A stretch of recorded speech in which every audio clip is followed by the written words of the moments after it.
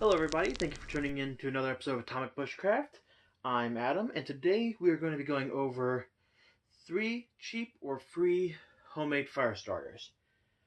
Now the first fire starter I have is homemade fat wood. What I did to make this is I got some pallet wood from my work, some bits of broken off pallets I just collected off the floor, a handful, and then I came home. We did a deep fryer we use full of vegetable oil. I went ahead and saved what we poured off rather than throwing it away. I put it in a pickle jar.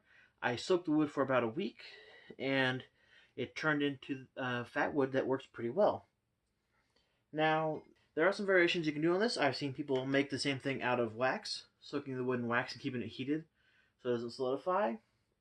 And I've seen that work pretty well. I've seen someone on a Facebook group I'm part of make this out of motor oil, which wasn't as good of an idea, I think, because it is more toxic. The gases and fumes from it are more toxic, and not something you want to cook with or even use anywhere near indoor that might not be fully ventilated. And so I thought, what about something like this that's a better option to use, which is used vegetable oil. Or another option you can do is a natural option. If you're in an area where you can't harvest actual fat wood, you're not allowed to chop off bits of a tree, perhaps you can go and collect the sap off of a pine tree and collect some sticks. And if you just render down the pine sap, you can get a resin like this that you can soak in the wood, and you'll get what is essentially natural fat wood. So let's go ahead and light this up. I've already shaved some of this off. It shaves very easily. It works very well. From what I've found, you can use a back knife and get some finer shavings. It does come off. Or you can even use the blade and kind of get some better curls. I already got a bit of a pile here, so let's go ahead and light this up and see how well this does.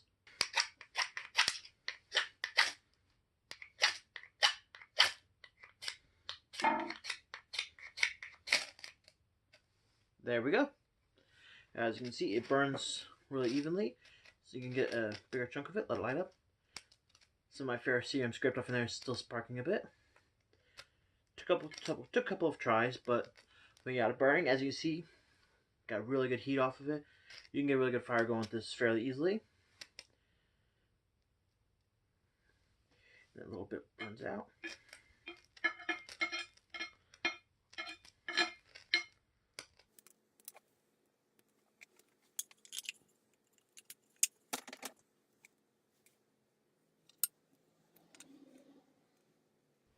Okay, our second fire starter we're going to work with is one I've actually used, and I do really like this version, and I call it the little wax disc. And what these are is cotton pads or cotton rounds. Just we get these from Walmart, a couple of bucks. We actually normally use these around the house, so we usually have some. We use them for wound care or even removing makeup, things like that. And you can do these. I've seen them done a couple different ways. What we do with these is we just soak these in our wax burners. We use the scented wax warmers around our house.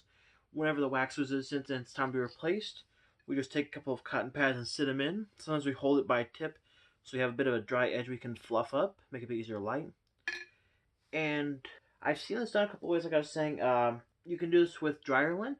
The reason I use these instead of dryer lint is we already have these around the house, and dryer lint, even though it's free for us, we have several animals. We have cats and dogs, including a husky, so our dryer lint is mostly animal fur, so when it burns, it does not smell pleasant.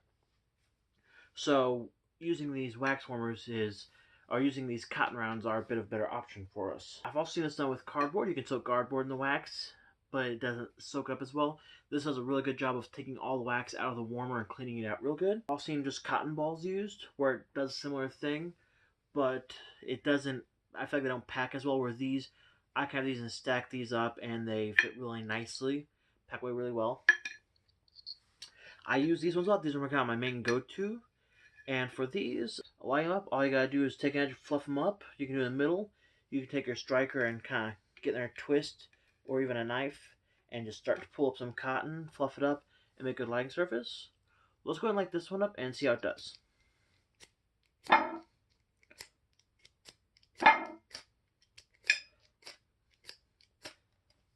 There we go. You'll see it starts light, and that where there's no wax, it burns off really quickly. But once it starts to burn, the wax starts wicking that up. It burns at a really nice, even rate. Sometimes you gotta pick it up and let it breathe a bit, let it air up. These are great for starting fires. So a little bit of ferrocerium on there from the plate here. But I've started several campfires with these. They burn great, last forever, and leave pretty much no trace.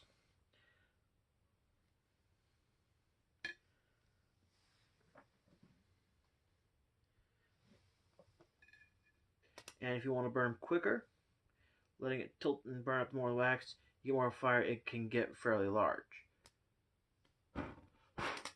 They're fairly wind resistant, but a good gust will blow them out. That's all I can do to put it out. Upside to these is you can even cut them in half. And for small fries, if you don't need as much, your conditions are better. All you need is, say, half of one. You can cut them in half and pack them that way, or even quarters. If you have a small container like a small Altoids tin, you can pack away a lot of these. Our third and final fire starter option. I haven't seen anything like this. I'm sure there probably is. I don't want to say I'm the first one to come with anything like this, but I haven't seen this so far. And I call these little, basically a bushcraft match. What this is jute twine. I bought a pack of 3 rolls at the dollar store, so I got 118 foot for $1.